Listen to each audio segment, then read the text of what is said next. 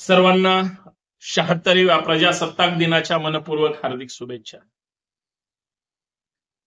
26 जानेवारी 1950 रोजी या देशामध्ये भारतीय संविधान लागू झालं। 26 नोव्हेंबर 1949 रोजी ज्यावेळेस भारताचं संविधान लिहिलं गेलं आणि आपल्या देशासमोर, आपल्या देशाच्या सन्माननीय तत्कालीन प्रधानमंत्री महोदयांसमोर हे संविधान आलं। संविधान सभेमध्ये या संविधानाचं त्या ठिकाणी वाचन झालं किंवा घटना समितीचे अध्यक्ष विश्वरत्न भारतरत्न डॉक्टर बाबासाहेब आंबेडकरांनी या देशाचं संविधान देशाला समर्पित करण्याचं त्या ठिकाणी ठरवलं। त्या दिवसापासून आजपर्यंत हा देश भारतीय संविधानावर चालतो। तुम्ही आम्ही कुठल्याही जातीचे असू द्या, धर्माचे असू द्या, एक भारतीय नागरिक म्हणून भारतीय संविधानाकडे पाहिलं जातं आणि भारतीय नागरिकच या देशाचा सर्वोच्च आत्मा आहे।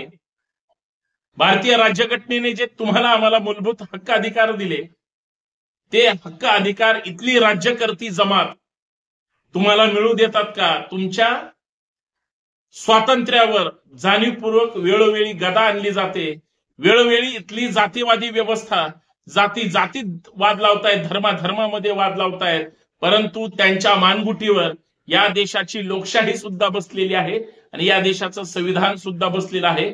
जरी त्यांच्या मनात कितीही विकृती असली तरी कायद्याच्या पुढे कुणीही जाऊ शकत नाही। कायद्याचा धाक प्रत्येकाला आहे। म्हणजे मला हेच म्हणायचंय, भारतीय संविधान आचरणात आणणं हीच खरी देशभक्ती आहे। भारतीय संविधानाचा आदर करणं हीच खरी भारतीय नागरिकाची मूलभूत कर्तव्य आहेत किंवा भारतीय नागरिक म्हणून त्याला तो अभिमान असला पाहिजे। मित्रांनो, भारतीय राज्यघटनेबद्दल प्रत्येक जण चर्चा करतोय। जगाच्या प्रत्येक कानाकोपऱ्यात जाऊन आपल्या देशाच्या घटना समितीनं आणि घटना समितीमध्ये असलेले डॉक्टर बाबासाहेब आंबेडकरांपासून सगळे सहकारी ज्यावेळेस वेगळ्या वेगळ्या देशाच्या संविधानाचा अभ्यास करत होते, त्यावेळेस त्यांना एक गोष्ट लक्षात आली की भारताचं संविधान इतकं चांगलं बनवलं गेलं पाहिजे की जगामध्ये भारतीय राज्यघटनेपेक्षा, इंडियन कॉन्स्टिट्यूशन पेक्षा कुठलीच गोष्ट भारी असली नाही पाहिजे। जगामध्ये भारतीय संविधान सर्वश्रेष्ठ आहे हे अभिमानाने सांगण्याची गोष्ट म्हणजे आजचा गणराज्य दिन किंवा प्रजासत्ताक दिन। या भारतातल्या प्रत्येक नागरिकाला, प्रत्येक प्रजेला मूलभूत हक्क अधिकार मिळवून देण्याचं, मूलभूत हक्क अधिकार मिळवून देत असताना प्रत्येकाला समान संधी मिळवून देण्याचं आणि तुम्ही आमचे कितीही वादवैर किंवा शत्रू जरी असले तर भारतीय म्हणून सगळ्यांनी एकत्र राहण्याची जी घटनात्मक उमेद देण्याचं काम केलेलं आहे भारतीय राज्यघटनेने। डॉक्टर आंबेडकरांनी शिका, संघटित व्हा आणि संघर्ष करा, याचा अर्थ जो गोरगरीब समाज आहे, जो दीनदलित दुबळा आहे, इथला मराठा बहुजन समाजासाठी, इथल्या भारतीय नागरिकांसाठी, तो कुठल्याही जातीचा असू द्या, धर्माचा असू द्या, पंजाब, सिंध, गुजरात, मराठा हा तो जो या देशाच्या मातीशी नाळ जोडून आहे, ज्याचा जन्म कुठल्याही गावात, कुठल्याही तालुक्यात, जिल्ह्यात, राज्यात किंवा देशात होऊ द्या, तो भारताचा नागरिक पहिल्यांदा होतो तो भारतीय राज्यघटनेमुळे। त्याला प्रत्येक हक्क अधिकार बहाल होता या देशातल्या 15 ऑगस्ट 1947 रोजी मिळालेल्या स्वातंत्र्यामुळे आणि ते हक्क अधिकार मिळवून दिलेत आपल्या भारतीय राज्यघटनेने। भारताची राज्यघटना नसती तर तुम्ही आम्ही आज काय करत असतो? आमच्या या इथल्या भारत मातेचे, इथल्या समाज व्यवस्थेचे मोगलांनी लचके तोडले, निजामानी तोडले, अहो इथल्या जातीवादी, वर्णवर्चस्ववादी परंपरेने सोडले, तोडले सुद्धा। एवढंच नाही तर इंग्रज व्यापार करायला आले आणि इथले राज्यकर्ते बनले, ते बनवून घेण्याचं काम सुद्धा तुमचं आमचं आहे आणि म्हणून त्यांनी 150 वर्ष राज्य केलं।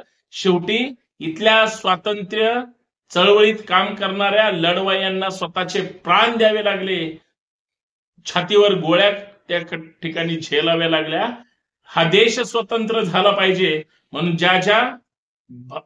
या देशातील नागरिकांनी स्वातंत्र्य चळवळीमध्ये भाग घेतला, आज त्यांचा सुद्धा स्मरण आणि या देशाच्या स्वातंत्र्याचा किंवा प्रजासत्ताक दिनाचा जयघोष करण्याचा सुद्धा आज 26 नोव्हेंबर 2025 रोजीचा आजचा दिवस हा सर्वश्रेष्ठ आहे. 76वा प्रजासत्ताक दिन साजरा करत असताना आम्ही आज संकल्प करणार आहोत की नाही की आम्ही भारतीय म्हणूनच जगणार आहोत. प्रजासत्ताक दिनाच्या निमित्तानं आम्ही संकल्प करणार आहोत की नाही की जिथं जिथं जाती जातीमध्ये विष पेरलं जाईल, धर्माधर्मामध्ये विष पेरलं जाईल, त्या प्रत्येकांना आम्ही जबाबदारीनं सांगू की तुम्ही आणि आम्ही या देशाचे नागरिक आहोत. आपण आपली देशाची मान जातीवर वाद लावून, धर्मावर वाद लावून, एकमेकांमध्ये विष पेरून कधीही आपली मनं कलुषित होऊ द्यायची नाहीत.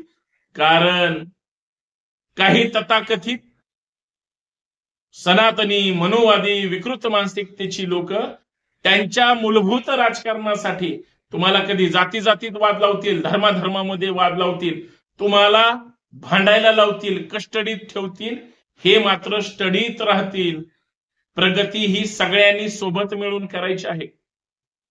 डॉक्टर बाबासाहेब आंबेडकरांनी सांगितलंय, शिक्षण हे वाघिणीचं दूध आहे, जो पिणार आहे तोच गुरगुरणार आहे. आजही भारतीय राज्यघटनेमध्ये इंग्रजाच्या काळातले काही कायदे आहेत. गेली 76 वर्ष जुने कायदे सुद्धा वापरले जातात. परंतु नवीन घटनेमध्ये दुरुस्ती करून, कायद्यात तरतुदी करून या भारताच्या नागरिकांसाठी अजून सुरक्षित असे कायदे इथल्या नागरिकांना बहाल केलेले आहेत. हे विसरता येणार नाही. आज भारतातले कायदे जरी बदलत असले तरी भारताच्या नागरिकांना समोर ठेवून ते कायदे बनवले जातात. हा देश 100% भारतीय राज्यघटनेचं प्रियांबल वाचताना लक्षात येतं की समाजवादी आहे, गणराज्य आहे, धर्मनिरपेक्ष आहे आणि सगळ्यात महत्वाचं कायद्याचं राज्य आहे. इथं हुकुमशाही नाही. राजा का बेटा ही राजा बनेगा नहीं चलेगा, जो हकदार होगा, जो लढेगा वही राजा बनेगा. इथून पुढची अवस्था अशा पद्धतीची आहे. म्हणून गेली 76 वर्ष तुम्ही आम्ही भारतीय संविधान डोक्यावर घेत असताना डोक्यात सुद्धा घेतलं. आता भविष्यात ते आचरणात आणणं गरजेचं आहे. या माध्यमातून प्रजासत्ताक दिनाच्या निमित्तानं सरकारला विनंती करू पाहतो आहे.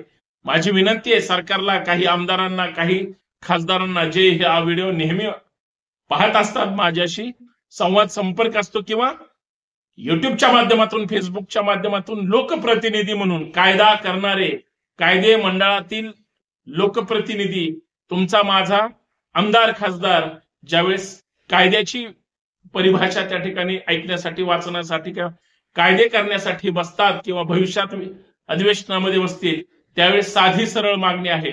भारताची राज्यघटना जोपर्यंत प्रत्येक प्राथमिक माध्यमिक शाळेमध्ये शिकवली जाणार नाही किंवा महाविद्यालयीन दिशेमध्ये पदवीधर पर्यंत जर पाठ्यपुस्तकांमधूनच संविधान शिकवलं गेलं तर या देशाचा प्रत्येक नागरिक हा सक्षम होईल, कायद्याचा अभ्यासक होईल आणि सगळ्यात महत्वाचं गुन्हेगारी करणार नाही किंवा कायद्याचा धाक असल्यामुळं तो सगळ्या गोष्टीपासून लांब असेल. हेही विसरता येणार नाही. हे लक्षात ठेवलं पाहिजे. भारताची राज्यघटना त्याचसाठी सर्वश्रेष्ठ आहे. म्हणून तुम्हाला आम्हाला खरी देशभक्ती दाखवायची असेल, आमच्या भारताच्या सीमेवरच्या सैनिकांनी, स्वातंत्र्य चळवळीतल्या लढवय्या स्वातंत्र्य संग्रामांनी, सेनानींनी गांधीजींपासून या देशातल्या संघर्षासाठी ज्यांनी ज्यांनी रक्त सांडलं आणि लढले, त्या प्रत्येक माणसाच्या रक्ताचा त्या ठिकाणी तुम्ही आम्ही 15 ऑगस्ट असेल किंवा 26 जानेवारी असेल, स्मरण हे करणंच गरजेचं आहे. कारण त्यांनी जर संघर्ष केला नसता तर तुम्ही आम्ही स्वातंत्र्याची आजची पहाट पाहिली नसती. हे विसरून चालणार नाही. म्हणून या देशाची लोकशाही टिकून ठेवण्यासाठी, या देशातील संविधान अजून चांगल्या पद्धतीनं बळकट करण्यासाठी आणि संविधानाचं संरक्षण करण्यासाठी प्रत्येक भारतीयांनी पुढाकार घेतला पाहिजे. आणि जे जे संविधान संपवण्याची भाषा करतात, जे जे संविधानामध्ये छेडछाड करण्याची भाषा करतात, अशा संविधान विरोधी लोकांना सत्तेपासून जर दूर ठेवलं आणि संविधान समर्थक लोकांना जर सत्तेच्या खुर्चीवर बसवलं तर या देशाची लोकशाही टिकून राहू शकते, हा मला विश्वास आहे. म्हणून भारतीय नागरिकांना आजच्या या प्रजासत्ताक दिनाच्या, आपल्या भारतातील 76व्या प्रजासत्ताक दिनानिमित्त सर्वांना मनस्वी सदिच्छा, शुभेच्छा. संविधानाचा जागर करूया, संविधान वाचवूया, लोकशाही जिवंत ठेवूया आणि ईव्हीएम मशीन जे या देशाला लागलेली कीड आहे, आधुनिक मनुस्मृती आहे, ते ईव्हीएम मशीन सुद्धा कायदेशीर पद्धतीनं हटवूया आणि लोकांच्या हिताचं शिवराज्य निर्माण करण्यासाठी, लोकांच्या हिताचं संविधानिक हा देश मजबूत करण्यासाठी संविधान समर्थक बनूया, लोकशाही समर्थक बनूया. धन्यवाद. जय जिजाऊ, जय शिवराय, जय हिंद, जय महाराष्ट्र, जय भारत.